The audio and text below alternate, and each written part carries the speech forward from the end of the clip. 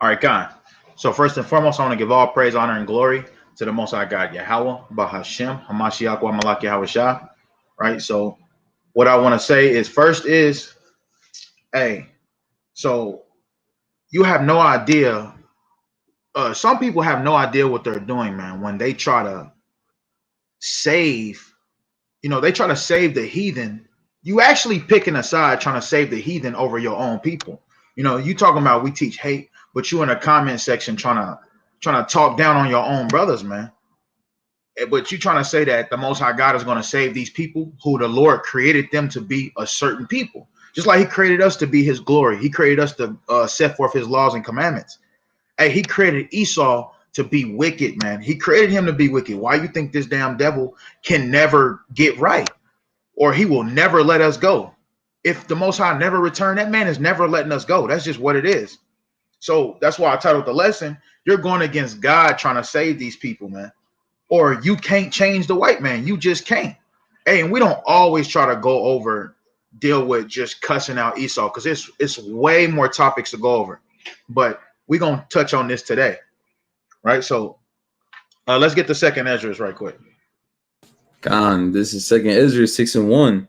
And he said unto me, in the beginning, when the earth was made, before the borders of the world stood, or ever the winds blew, before it thundered and lightened, or ever the foundations of paradise were laid, before fair flowers were seen, or ever the movable powers were established, before the innumerable multitude of angels were gathered together. Hey, Or so it says even before the innumerable multitude of angels were gathered together, before the angels was even created, right? Go ahead. Con, verse 4, or ever the heights of the air were lifted up, before the measures of the firmament were named, or ever the chimneys of Sion were hot, and ere the present years were sought out, and or ever the inventions of them that is now sin were turned, before they were sealed that have gathered faith for a treasure. Then did I Right. So the Most High is basically naming all the things that we have in this present world. He said the first thing he said, in the beginning, when the earth was made, before the borders of the world stood, or ever the winds blew, or when Zion had chimneys, or he's naming the things. He's saying before all of this. Now read the next verse, because this is the point. God, verse 6. Then did I consider these things, and they all were made through me alone, and through none other. By me also they shall be ended, and by none other. So, hey, before the Most High created this, He already knew what He was doing. He already knew what He wanted to do. That's why Esau comes out the way the fact that his skin, it doesn't have melanin, the fact that, him coming out as our twin brother, but actually being the wicked of the whole entire world. Even though he's our brother, he's not our brother anymore because of the brotherly covenant that he broke. Right? So you can't save this man. No heathens can be saved, but you better off trying to save another nation. Because at the end of the day, man, he has a complete judgment. And this is clear that people do not read. They don't read the book of Obadiah, where it says that he's going to be completely annihilated off the earth. You got to ask yourself why. Because if we was in the kingdom, he would always try to take the kingdom back. Always. He would never stop. He was created to be wicked. He was created to kill, rob, steal, kill, and destroy, man. That's what he's created to do. You can't stop that, man. Yeah, we know that there's some good white people. That's cool. But at the end of the day, as a nation, you can't save them, man. They have to go. And we about to get into it. Now go to Jeremiah chapter 1 right quick. You cannot save these people, man. They was created for a certain purpose, and that is to be the wicked. It tells you that in second Ezra chapter 4 about that evil seed that was sown in Adam. The Most High had to, I'm gonna get it right quick. So this is second Ezra chapter 4 and 29.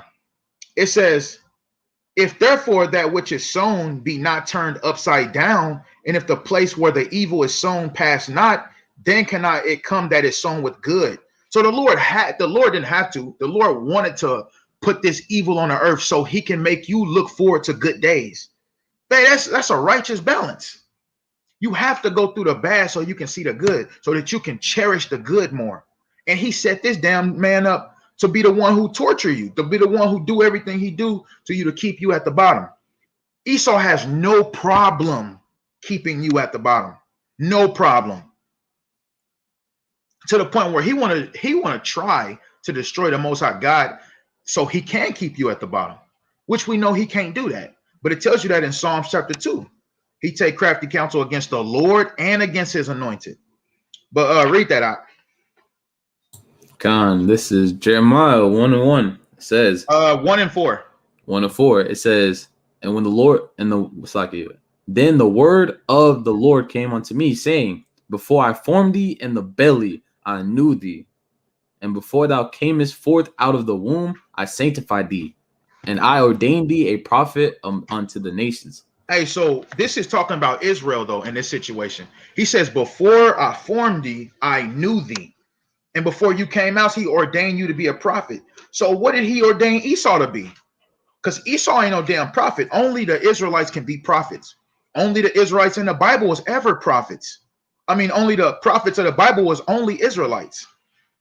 So we have to understand what his role is, and we have to accept it. This is the whole point of let God be true and every man a liar.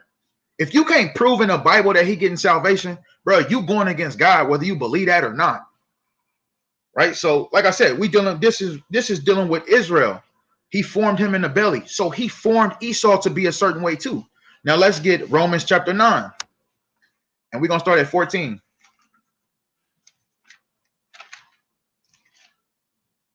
Hey, identifying and knowing who your enemy is very key. It's very important.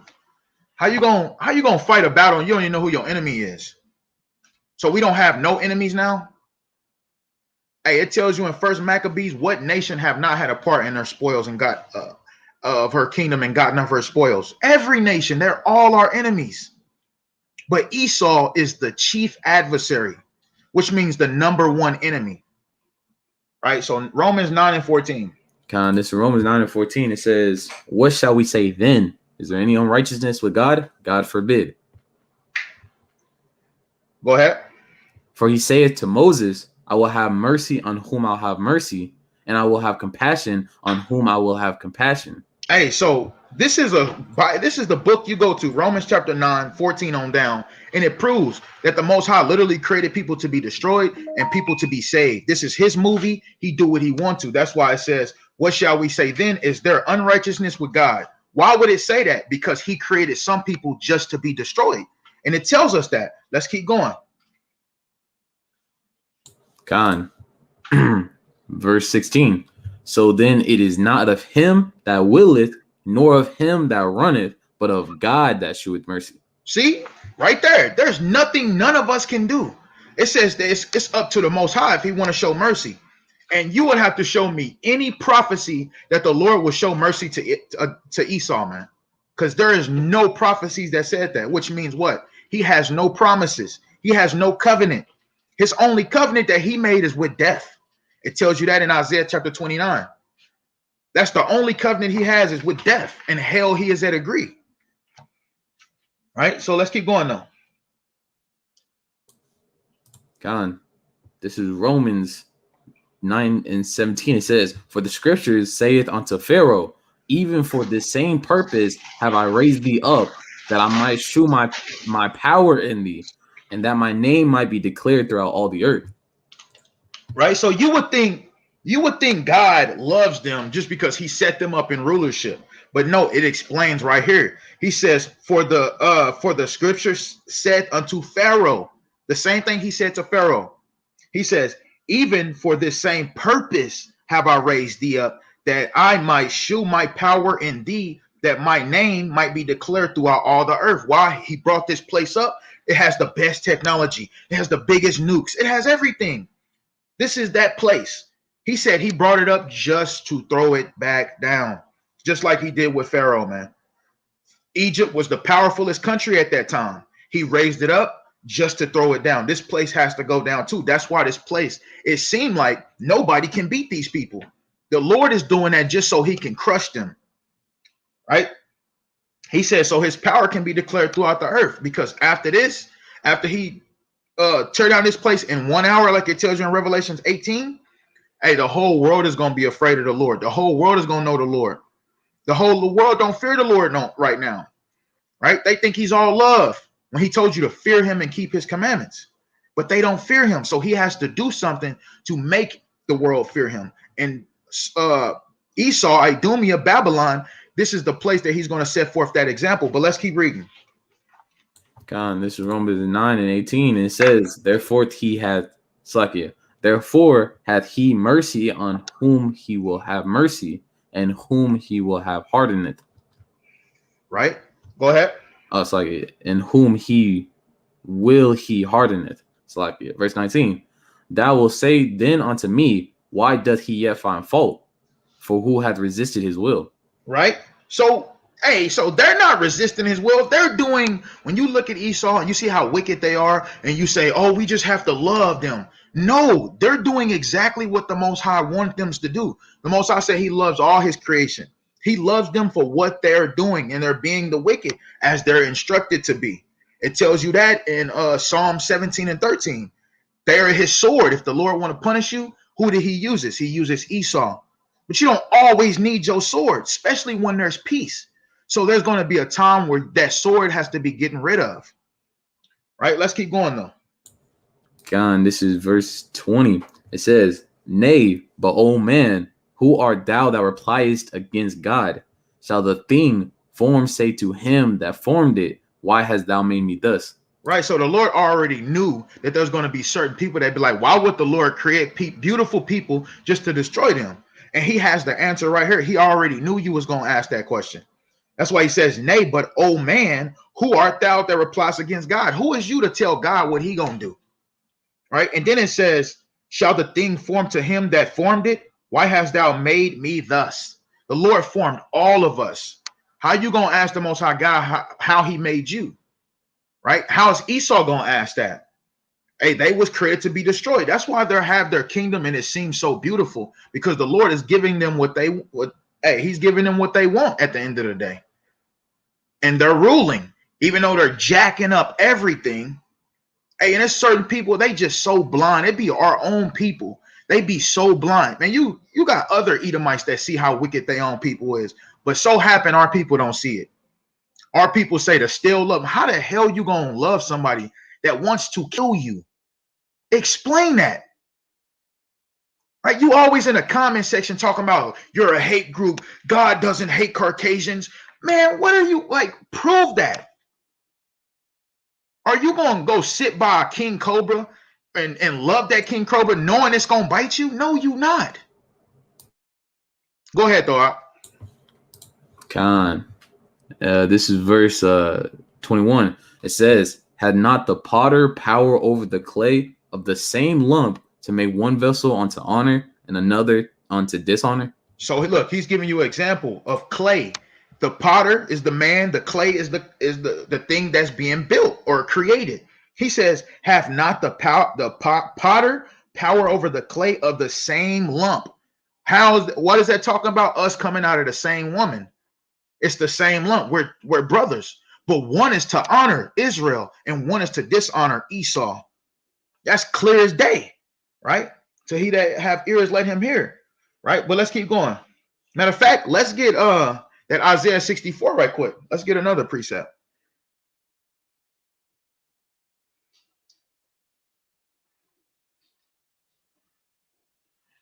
Isaiah chapter 64 and 8. And Kodash, get Jeremiah 18 and 1. This is very serious understanding what all of our roles is. Every nation on earth has a role to play. Every nation, man. And Esau so happens to have the worst role, man. And there's nothing you or me can do about it. Even if the whole nation of Israel is like, okay, we all forgive you. We're going to pray to the Lord that he save you. That would make God a liar if the Lord changed that. And we know Malachi 3 and 6 says the Lord changeth not. But go ahead, Op. This is Isaiah 64:8. It says, "But now, O Lord, thou art our Father. We are the clay, and thou our potter, and we all are the work of thy hand." We all are the work on our hand. So you got to ask yourself, why are they so damn wicked? Why can't they change as a nation? Why don't the elites just be like, all right, y'all had enough. Go on about y'all business. Go to y'all country. We never want to see y'all again. Go. They're never going to do that. It tells you in Jeremiah 50 and 33 that they refuse to let us go. That's still into this day. You want to say something now? Con, I got a precept. Go ahead. Ecclesiastes 7:13. It says, "Consider the work of God, for who can make that straight which he hath made crooked?" Beautiful. Go ahead. Con, so it's I like the scripture because how plain it is. Simply, they're wicked, they're evil, they're crooked, and we don't have enough power. And it's ordained for them to be like that. You know what I'm saying? There's a balance. And so we, just because, you have one, funny or one quote unquote nice white friend, that doesn't mean that you can just save the whole entire nation. Right. Hey, and he ain't got to be nice. He can, hey, let's say a good white man. That's cool. Like, because even, hey, Jeremiah was a good man. Ezekiel was a good man. These men was good man, but what happened? They still went into captivity. So, hey, they still have to bear their punishment at the end of the day. And their punishment, like I said, is the most horriblest one in the Bible. And there's nothing we can do about that. Right? So, hey, let's get a precept for that. Ecclesiastes 7 and 13. Let's get Job 14 and 4. I got a precept. So he said, who can make that straight what he made crooked? Bro, you going against God trying to make these people straight when he made them crooked. That's just what it is. Go ahead, dog. Okay, it's a precept back in that was Zion. This is Psalms chapter 58 and verse 3. Psalms 58 and verse 3 says, "The wicked are estranged from the womb. They go astray as soon as they be born, speaking lies." Con. Go ahead, yeah. So so-called white man, Esau, man. As soon as he got on this earth, man, he's been speaking lies, man. Been the wicked as soon as came out that womb. Most High created Esau to be the wicked, as it speaks in this chapter. Con. That's all. God, hey, and that's just what it is, man. They wicked as hell, and there's nothing you can do about them being wicked. There's nothing you can do, man. Nothing. They have to live out their judgment. But you got that Job 14? I get a precept. Con, Job 14 and 14. God. This is Job 14 and 14. It says, "If a man die, shall he live again? All the days of my..." Salakia, 14 and 4. My bad. This is Job 14 and 4. It says, "Who can bring a clean thing out of an unclean? Not one." Not one person can do that, man. Martin Luther King tried. Hey, there's many different people that tried to do that, man. They even tried to do it by using the Bible. It's not going to happen, man. He used the Bible for wickedness. We use it to heal and to bring back this is what we use it for. They use it for a total different reason. They swearing on the Bible. They make you swear on the Bible, and then they don't even judge you according to the Bible. So these people gotta go, man. So look, let's go to Malachi chapter 1. Because when it talks about the wicked in the Bible, that's who it's talking about. Right? Our people is considered wicked also, but when it says the wicked, it's talking about Esau. Right? And this is how the book be sealed up. Right? So matter of fact, and let's prove that. Let's go to Daniel 12 and 4. But get that Malachi 1, and then we'll get that Daniel. Okay. This is the book of Malachi, chapter 1 and verse 1. Verse 1 says, "The burden of the word of the Lord to Israel by Malachi. I have loved you, saith the Lord. Yet ye say, wherein hast thou loved us? Was not Esau Jacob's brother?" Right? So this is the explanation we're going to prove that Esau is the wicked, because it's talking about Jacob and Esau, right? But then it calls them the border of wicked. But let's just read it. Go ahead. I'm start from the top from verse 2. It says, I have loved you, said the Lord, yet ye say, wherein hast thou loved us? Was not Esau Jacob's brother, said the Lord. Yet I loved Jacob, and I hated Esau. And Hey, so there you go. It said, why would the Lord say he hate this man if he doesn't? The Lord said it right here. He hates him. He hates Esau. So let's not say Esau is the white man. Whoever he is, the Lord hates him. But we know that it's talking about the white man. You can't change that. It says, I have loved you, said the Lord, yet ye say, wherein thou hast loved us. Was not Esau Jacob's brother, said the Lord? Yet I loved Jacob and I hated Esau. It said the Lord, I loved Jacob and I hated Esau. Hey, and it's going to give us example how he hate him. Go ahead, Ak.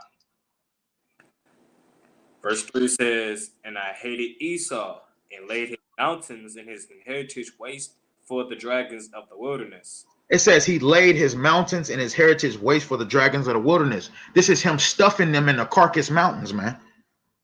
Wait, that's complete hate to just throw a nation of people in the mountains. These people in the mountains braying at each other. They don't have clothes. They taking a shit and they sleeping next to it. Hey, he didn't bestow upon them no wisdom, knowledge, and understanding. That sounds like hate, man. Con. But go ahead. Verse 4 says, whereas Edom said, we are impoverished, but we will return and build the desolate place. Thus said the Lord of hosts, they shall build, but I will throw down. They shall call them the border of wickedness. Right? So, hey, I'm glad you stopped right there. So it says, Esau said that we are impoverished and we will return and build the desolate cities. They are impoverished by being laid waste in the Carcas Mountains. They came out of the Carcas Mountains. The Moors, which was Israelites, actually showed them how to walk, eat, take showers, all of that. Right? And this is them getting built back up so that they can come into this rulership that they in now because prophecy has to be fulfilled. Right? So this is them returning and building the desolate places, going back to also Romans chapter 9, we just read. They think it's something that they're doing, but the Lord set them up, like we just read in Romans 9, just to destroy them. No other reason.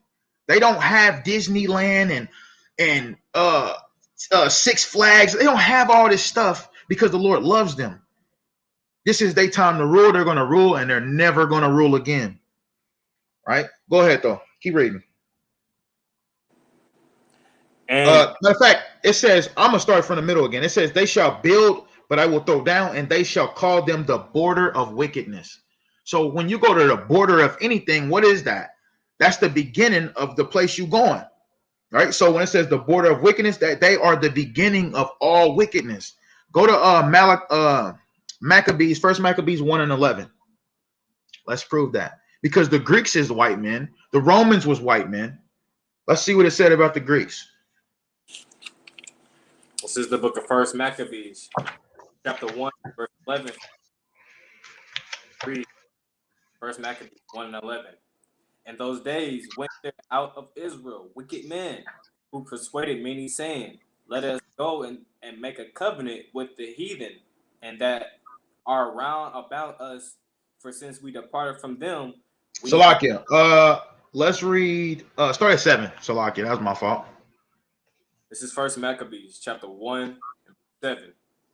So Alexander reigned 12 years and then died. And so we know Alexander, even history tells you that this man was a Greek. We know the Greeks was white people, man. That's self-explanatory because they still act the same right now. Right? Go ahead, though. Verse 8. And his servants bare rule every one in his place. And after his death, they all put crowns upon themselves. So did their sons, Salakias, so did their sons after them many years. And evil were multiplied in the earth. It says evils was multiplied on the earth when these people came into rulership. After Alexander the Great or the Freak, it was already multiplying, but it says that when they put these crowns, it multiplied upon the whole earth because they spread it out. Right? Seleucus, Telemachus, Ptolemy, and there's one more. These 4 generals, man. right? But it was already prophesied in Daniel that these men will come into rulership and that it will be a lot of wickedness happen on the earth. But from there, let's get the Daniel 12 now. Daniel chapter 12 and 4. Because hey, they're called the wicked for a reason, because the book had to be sealed up for a certain time, so we can go through the curses and actually be able to be witnesses to being Israelites now today. All right, so read that. God, this is Daniel chapter 12, verse 4. It says, "But thou, O Daniel, shut up the words and seal the book, even to the time of the end. Many shall run to and fro, and knowledge shall be increased." Right, and this is the time we're in, where knowledge shall be increased. That's how we know that when it says the wicked, is talking about them. We can't just put this title on them and it not be them, because they can prove that it's not them. Easy. Just like how we can prove we not niggas and Americans. They should be able to prove that they are not the wicked that it's talking about in the Bible, which we know they can't do. God. So this book being sealed up, it was sealed up just so at the end the elect can see. And hey, let's just get it. Let's go to Colossians 1 and 26.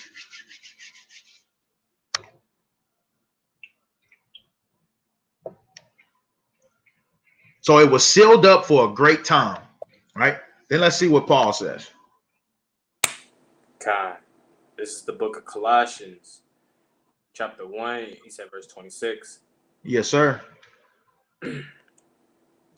Colossians 1 and 26. And it reads, "Even the mystery which have been hid from ages and from generations, but now made manifest to the saints." Hey, so there you go. Even the mystery. And what is that mystery? Not only that the kingdom, we are Israelites, the kingdom of heaven is for us. Yahweh Shah was a so-called black man, and he's coming back to save us. But actually who the enemies are, that mystery been sealed up. We didn't know, even though they was beating our backs, they was doing all this, they was controlling us, brainwashing us. We still didn't know that they are enemies. As a nation, we didn't know that. But now that mystery is being revealed to us. So we know who the wicked is when it says it in the Bible. The wicked. We just read in Malachi how it says that Esau was the border of wickedness. So he's the beginning of all the wickedness. His spirit, man.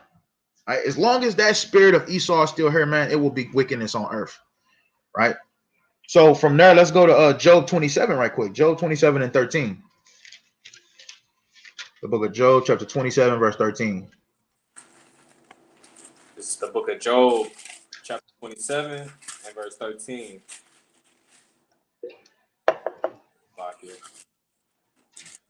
Job 27 and verse 13, it reads, "This is the portion of a wicked man with God, and the heritage of oppressors which they shall receive of the Almighty." Right, so this is the portion of a wicked man. So even our people can be considered wicked, but the wicked is also the heritage of oppressors. You a wicked ass people if your whole goal is to oppress the whole world, man. Hey, when we come into rulership, it says the earth is going to rejoice. Yes, they're going to get their oppression, they're going to get that, but at the end of the day, after those 1,000 years is over, we're going to let them go back into their lands. But we're still going to rule over them. But it's not going to be as harsh as these niggas do us, man. It's crazy how they do us. And they have no sympathy. Why? Because they wasn't created to have sympathy. Because think about it, if they had sympathy, like how we want them to have, then that means they would stop doing everything they was doing, and they would let us go back to our land, and all the prophecies that's supposed to come forth will not come to pass. Which tells you he's created to be exactly who he needs to be, so that prophecy can be fulfilled. Right? But keep going though. Keep reading. Verse 14. "If his children be multiplied, it is for the sword." Hey, and his children are multiplied. The heritage of oppressors, his children are being multiplied. They're all across the four corners of the earth also. But it said it's for the sword. Right? And we're known as the Lord's battle axe. They're his sword, we're his battle axes. He uses all weapons all nations as weapons, Salakia. Right? He said he's going to bring the terrible of the nations upon Esau, right? Which means there are his weapons. But specifically, they are his sword. We are his battle axe. Go ahead. Comment straight from the top. If his children be multiplied, it is for the sword, and his offspring shall not be satisfied with bread. Right. They ain't going to be satisfied with bread. They ain't going to have, pretty soon, they're not going to have enough food to be able to survive, man. They're not going to be satisfied with that bread that they have. Well, go ahead. Right. This is prophecy, man. This is what's going to happen. Right. We just got to wait on it. Go ahead, though.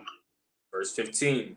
Those that remain of him shall be buried in death, and his widows shall not weep. Though he heap up silver as the dust, and prepare raiment as the clay. Verse 17. He may prepare it, but the just shall put it on, and the innocent shall divide the silver. Hey, there you go. It says that those that remain of him going to be buried in death. His widows ain't even going to care. Hey, you can see his widows don't care now. Their women don't care now. They don't even have to be widows. But it says, though he heap up silver as the dust and prepare raiment as the clay, he go around the four corners on the earth. And this is symbolic. It can be talking about oil, gas, emeralds, diamonds, gold. It can be talking about all of that. They prepare all this stuff, but they have no idea it's not for them. Right? That's one beautiful thing that they're doing. They're preparing all this stuff, but they have no idea we're going to come and take it. Right? It tells you that in Daniel chapter 7 and 18. Right? We're going to take the kingdom. We're going to have to take this kingdom for them because they think that their wickedness is going to actually keep them ahead of the game. And it's not, man. Right? So from there, let's go to Sirach chapter 12. Sirach chapter 12, and we're going to start at 10.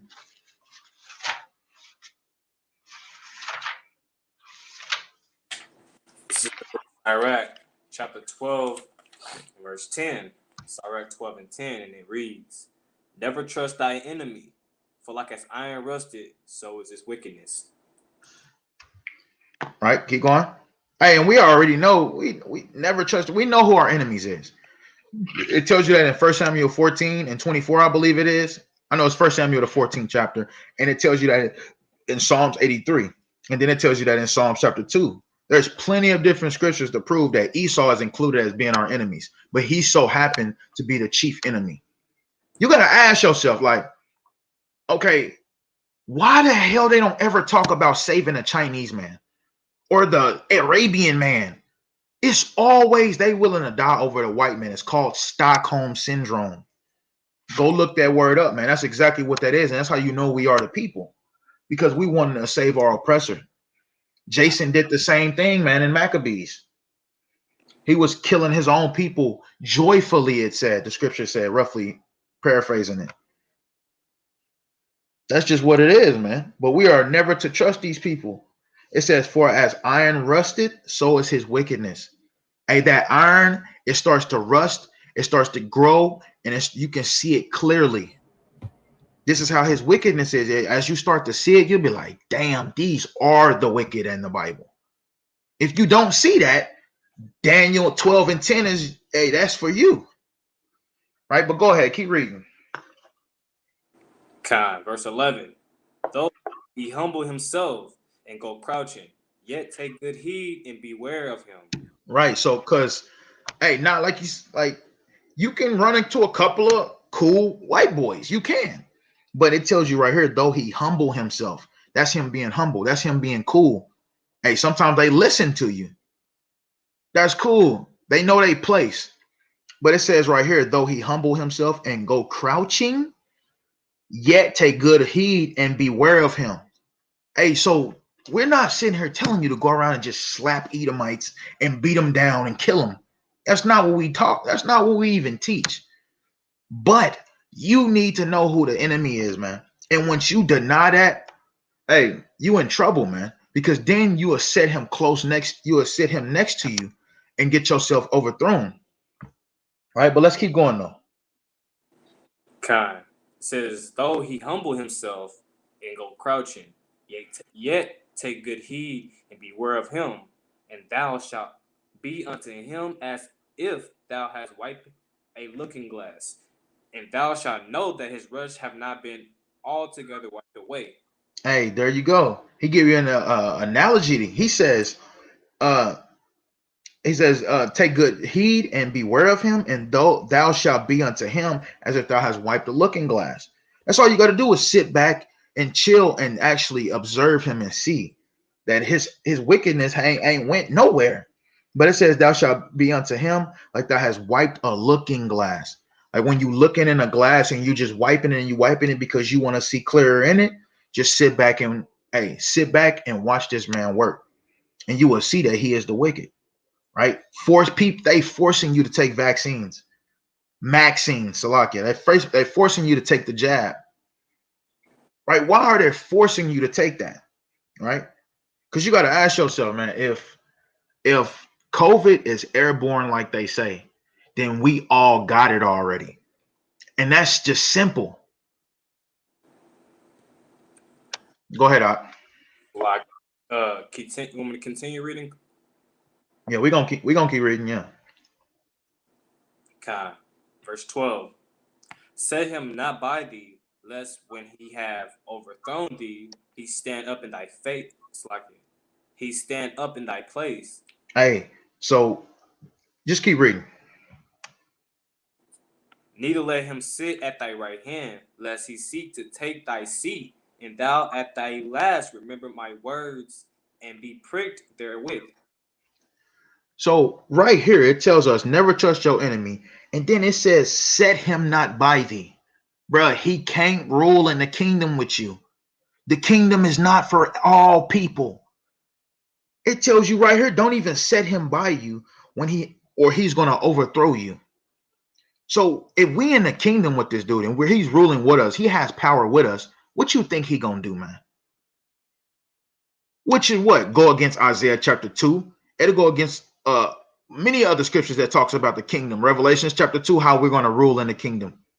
Wisdom of Solomon chapter 3, it would set all of those at naught if we put this man next to us in the kingdom, because he's going to overthrow us. What country is he keeping his word with now? What peace treaty have he ever kept? So all that peace in the kingdom, as long as that man is ruling with us, that's not happening. There's going to be no peace. There's no peace now. That's why you have false flags. You have sanctions that they do on other countries, and it'd be for the hell of it. Wickedness just multiplying. Homosexuality, your boss be a homosexual. You have to take orders from a homosexual who confused and don't even know who he is. That's who the wicked sets up. And we can just keep going. All right, but let's keep reading though. Okay. Verse 13. Who would pity a charmer that is bitten with a serpent, or any such as come nigh wild beast? So there you go. It says, who will pity a charmer? And a charmer is a man that actually gets the snake to stand up and go in a circle and, with the flute. So who gonna pity that man when he is bit by that snake? Nobody, because you playing with a damn snake. So who's gonna pity you if you over here trying to save these people, and at the end they're gonna overthrow you anyway? It tells you that in 2nd Ezra, the 16th chapter. It says that you're gonna consent to him, and he's still gonna have you in derision, and he's gonna trot you underfoot. So hey man, either way, there has to be a population control. So they're gonna kill whoever, even some of their own people, just to fit those credentials. Bro, that's wicked as hell for you to sit here and say that the world is overpopulated when you got everybody squeezed in one section of the world. You're trying to move everybody out of the farmlands and you're trying to bring them all into urban areas. But you're trying to say the earth is it's too many people on the earth, man. There's lands that ain't even been touched yet, man. There's land that they haven't even discovered yet. But they're trying to tell us that we're overpopulated. Man, that's wicked as hell, man. Right. So let's go to Hosea chapter 4 and verse 6, man. It's a classic scripture. It fits perfectly into this lesson. Hosea chapter 4, verse 6.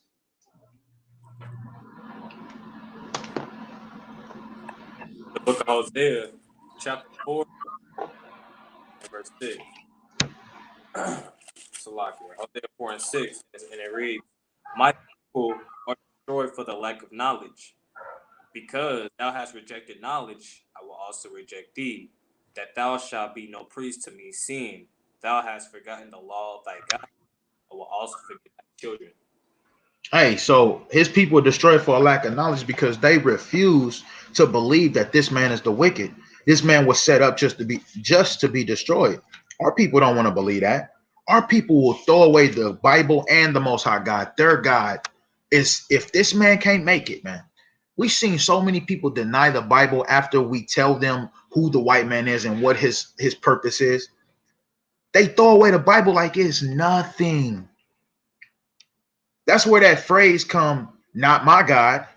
My God wouldn't do that. My God is all love. They will throw away their whole heritage if this man can't make it. But what about the Chinese man? What about the East Indian man? What about the Hawaiian man? What about the Philippine man? What about these people? It's strictly the white man. You say one bad thing about them and all hell is breaking loose. Go ahead, Ak. Khan. So I got this book. It's called When I Was a Slave, and it's first generations of free slaves. And like when they're getting interviewed, they talked about how some slaves, because you talked about post, it's like I can't remember the exact terminology of it, but where they want to go back and love the white man. When they were free and had freedom, a lot of the slaves went back to the masters because they loved him so much. Hey, and that's called Stockholm Syndrome. Let's get that right quick, just because you brought that out. So Stockholm Syndrome. This is a real syndrome. And a syndrome is a disease, man. This is a disease that's plaguing our people. It says Stockholm Syndrome. Let me see. Salakia.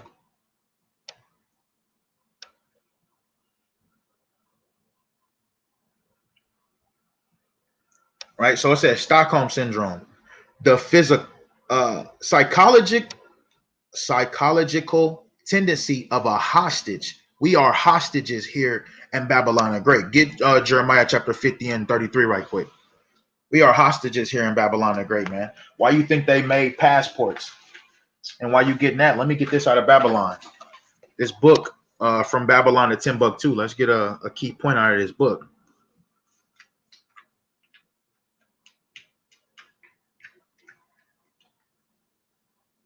Right, so this is Babylon to Timbuktu, page 126, right? And this right here, it let me know, it helped me understand that this is why passports were created.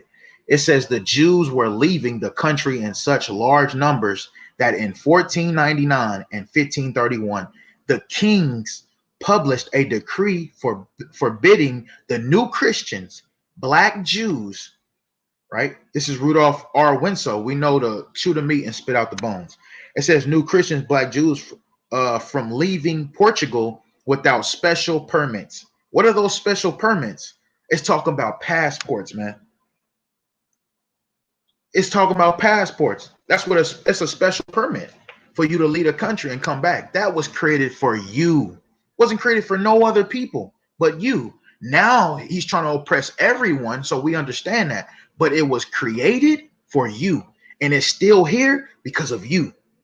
More importantly, now read that Jeremiah 50 and 33. This is the book of Jeremiah, chapter 15, verse 33.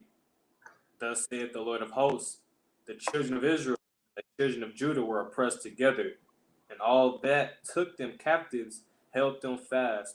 They refused to let them go." There you go. Judah and Israel oppressed together. When was the last time we was oppressed together? Because after the Assyrian captivity, they came over to what they call Arsarith, America. So it's talking about now us being in America together. We're being oppressed together, and they refuse to let us go, man. That's just what it is, man. You have to accept what the Bible says. You have to, or you will find yourself going against God. Right. So from there, let's get the Psalms. Let's go to Psalms. Psalm chapter 55.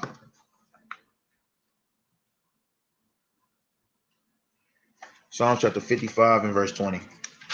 Hey, so we just read in Sirach chapter 12 where he says, Sit him not next to thee, lest he overthrow thee. Right? It Con, this says, is set him not by thee, lest he, when he have overthrown thee, he stands up in thy place. Neither let him sit at thy right hand, lest he seek to take thy seat. Hey, that's what the Bible's saying. It says it's about your enemy. Like I said, the first thing you have to do is acknowledge who your enemies is. Your enemies is. You have to know who your enemies is. Right? But go ahead, out. Con. This is 55 and 20. Psalms 55 and 20. It says, he hath put forth his hands against such as be at peace with him. He hath broken his covenant. To verse 21. The words of his mouth are smoother than butter, but war was in his heart. His words were softer than oil, yet were they drawn swords. Hey, so you put these two together and you will actually understand. You put the Sirach chapter 12 and 11, 12 together, 12 and 12, and you put this together and you will understand this man will never be able to, y'all will never be able to share this kingdom. He can't go in the kingdom with you and rule. That's not happening. And honestly, if you don't want them as slaves, you're not even fit to rule. Because you know, a rule requires you having servants, man. And a lot of our people don't want servants. They just want the white man to make it, and that's it. If the white man, if you say that he can make it, there will be so many more people waking up right now. We would be out of here by now if we was teaching that he can make it.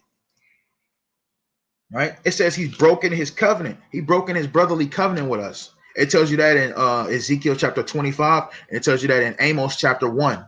That covenant that we had together is broken. It's over with. They're not our brothers no more. Even though he came out and we came out as fraternal twins, they're not our brothers no more. We just read it right here. He had broken the covenant, the brotherly covenant. It's over with, right? They are our enemies. That's why we call them Satan or the devil. They are our chief adversary, right? So let's get 58 and 3 now. Let's read that.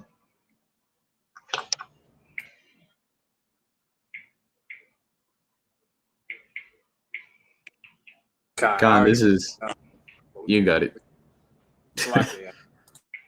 I already brought it out, but I can read it again. This is Psalms 58 and verse 3. The wicked are estranged from the womb. They go astray as soon as they be born, speaking lies. Right. So they are vagabonds as soon as they come out the womb. It says the wicked are estranged from the womb. They go astray as soon as they be born, speaking lies. See them little Edomite babies lying all the time. And you, this goes for all heathen nations. To hell with all the heathen nations. But specifically, our people love to save Esau. So that's who we gonna deal with. We gonna pry your hands off of him trying to save him. Right? You supposed to be grabbing his heel and bringing him down. That's what prophecy say. 2nd Ezra 6 and 9. It says we took hold of his heel. That's spiritually us actually bringing him down. And that's in the that actually happened in Genesis. Esau came out and his brother had a hold of his heel, going into 2nd Ezra 6 and 9, which symbolic for now as in us being on his ass, man. We on his ass telling him that his kingdom is falling and he cannot take the pressure. That's us bringing him down. Right? So let's get Psalm 17 and 3. Let's stay in Psalms. And then get Obadiah 1 and 10, and that'll be the last precept I'm gonna get for tonight. Which one you want us to get? I want you to get Psalm 17 and 13 first, since we already in Psalms. Psalm 17 and 3. It says, all right, this is Psalm 13. To Psalm 17 and 13. Arise, O Lord, disappoint him, cast him down, deliver my soul from the wicked, which say, Slacky, which is thy sword. So, hey, right here, he said, cast him down. He says, deliver me from the wicked. Right? We just read the border of wickedness in Malachi 1. Then we read in 1 Maccabees 1 that evils multiplied on the earth. We're proving that they're the wicked. But then it says right here, which is thy sword. So they are his sword. And you will catch yourself in those situations where you understand that. You know, you have to live it, right? You have to testify to it, because when the Lord want to punish you, he will have a white officer pull you over, and whatever that cop do to you, that will be your punishment, right? Some men get beat, some men get shot, some men get killed. However the Lord is feeling with your judgment, right? And sometimes you don't even, it can be dealing with any kind of white person. It can be dealing with your boss and he fires you, or he makes you do way more than he make anybody else do. He uses them however he wants to. But we know that they're his sword, right? And we know what swords do. They punish, they kill, they injure. They wasn't created for nothing else. You have to name their culture and what comes out of their culture that we use to this day. Because we can go into the Chinese, man. We can go to Ishmael. We can go into every nation. They have a heritage. But Esau doesn't have anything. Why? Because he was set up to be destroyed, man. So he don't have a heritage, because he's going to be as a shadow. He's going to be as a dream. It's going to be like he was never here pretty soon. That's what it tells you in Job. All right, so let's get that last precept now. Obadiah chapter 1 and 10. God, this is Obadiah chapter 1 verse 10. This is a scripture that people do not, the Christians, and Israel brothers that know they Israelite, that try to save them. Some of these brothers know they Israelites in the comment section, but they still trying to save Esau, man.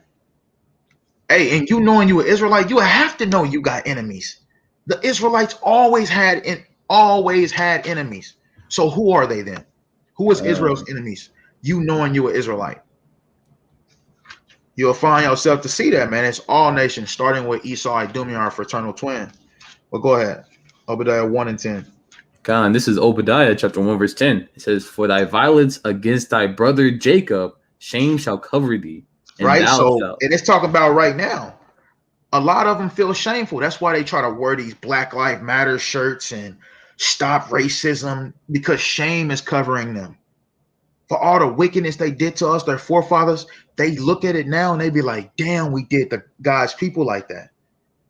Hey, you got all kind of Edomites admitting that we the Israelites now, crying, talking about how much of a punishment they're going to get. It's because they know who they are and they know what they did to us. Right? And they understand their judgment. That's why they're coming humbling now. But go ahead.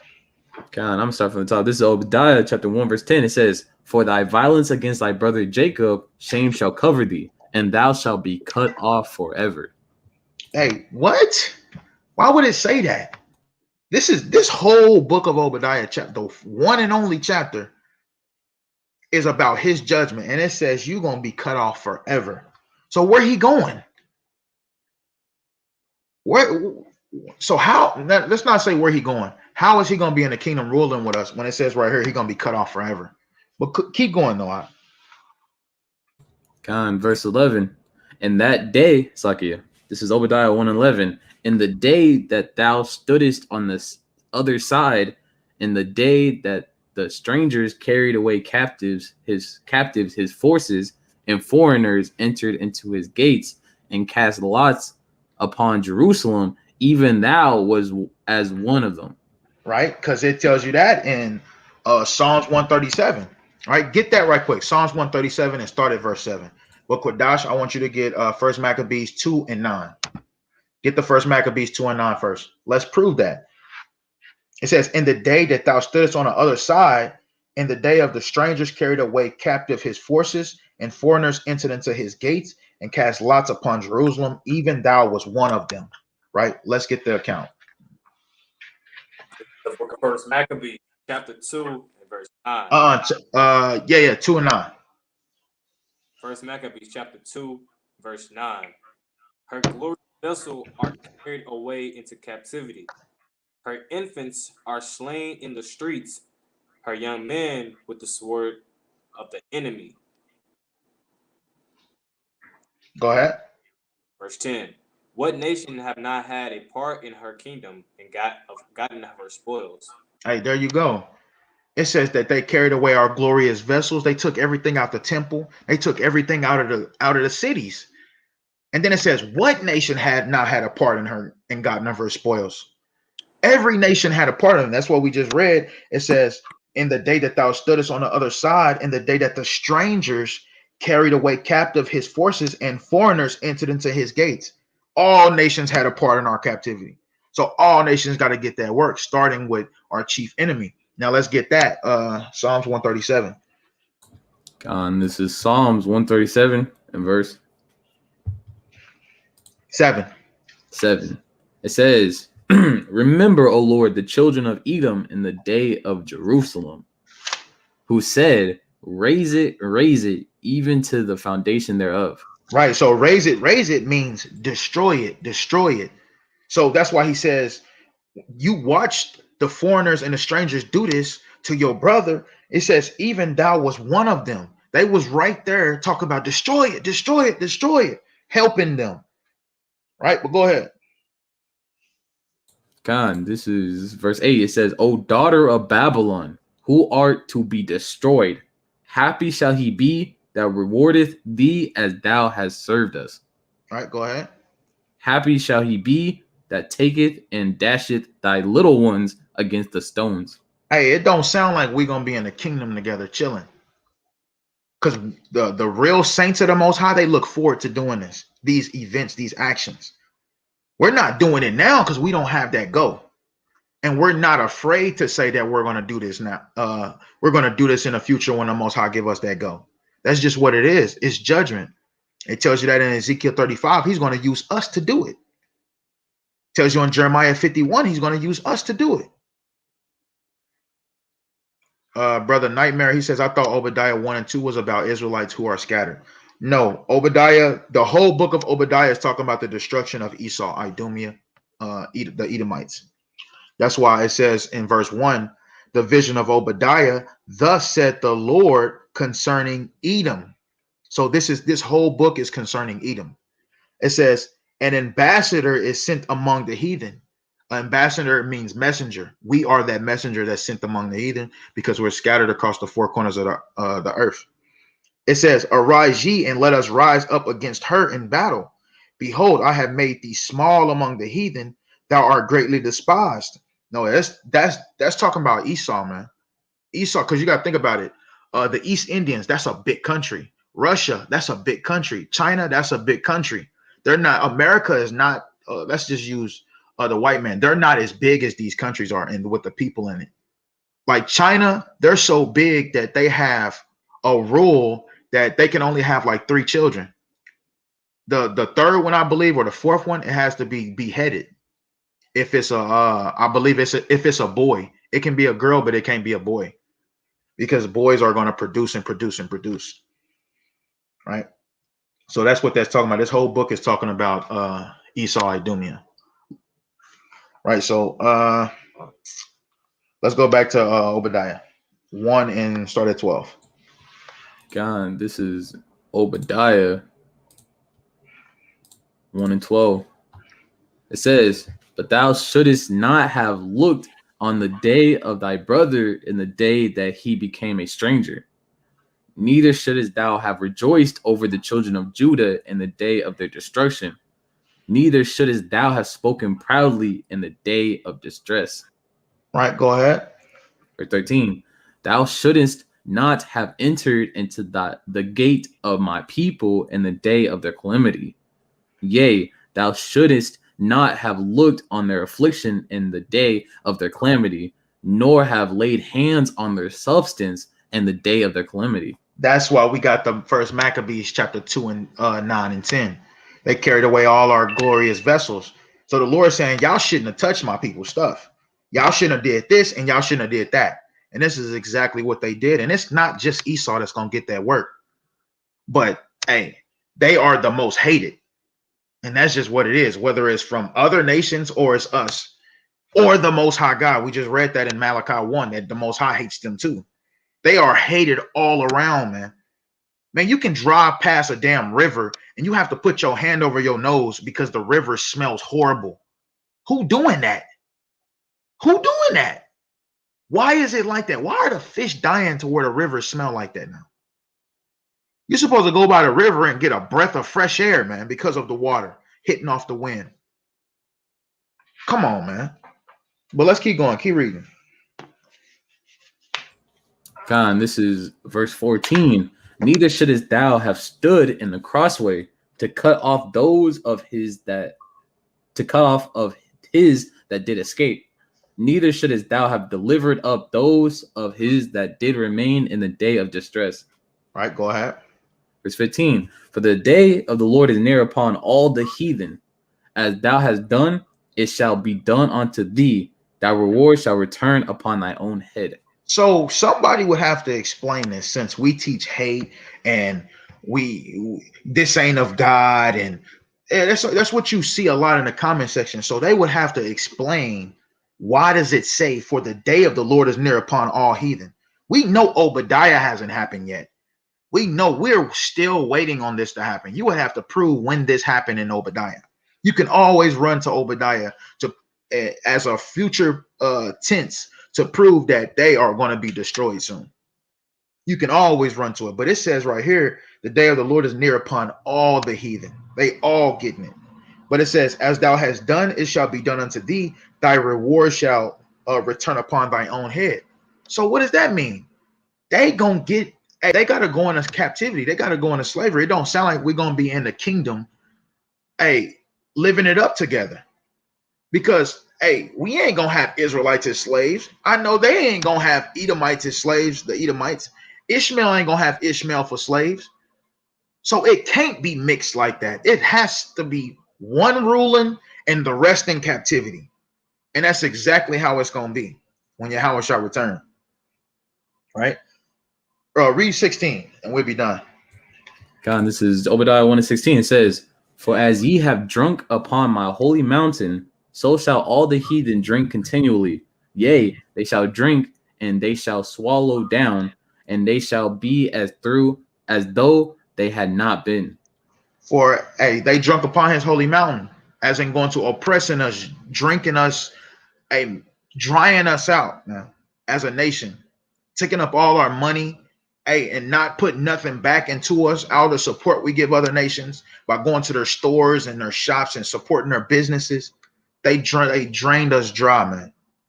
So the Lord says, you gonna drink of the cup he give you, and you gonna drink continually. And you gonna be as though you have not been, just like how we look. We're not looked as a mighty nation no more. No heathens are gonna be looked at as mighty or smart or anything. They're not gonna have anything good coming from them this first 1,000-year period. And it tells you in Isaiah 60 that they're going to bring the forces of the Gentiles shall be brought unto us. So everything good that they do have, they're going to bring it to us. Why? If we're all going to be in the kingdom together, why are they bringing stuff to us? Because we're going to be in rulership, man. And that's just what it is. You said what? Go ahead. I just wanted to read Obadiah 1:15 again. It says, for the day of the Lord is near upon all the heathen, as thou hast done, it shall be done unto thee. Thy reward shall return upon thy own head. I just wanted to make sure I said it correctly the first time. Con, you good? You all good? Hey, so man, y'all got some precepts? La. God, man. So, if you got some precepts in the comment section, man, drop them precepts so we can make it a complete lesson, or we can do a part 2 on it, man. The reason why we didn't do a live on the other page, because the other page has been suspended as of now. So I believe we're going to do lives on this page until next week. So Lord willing, man, somebody was edified with this lesson. We want to give all praise, honor, and glory to the Most High God, Yahweh, Bahashem, Hamashiach, wa Malak Yahweh Shah, and to the 12 tribes that are doing this work in truth and sincerity. Death to this place. Shalom wa barak mashpakah. Shalom.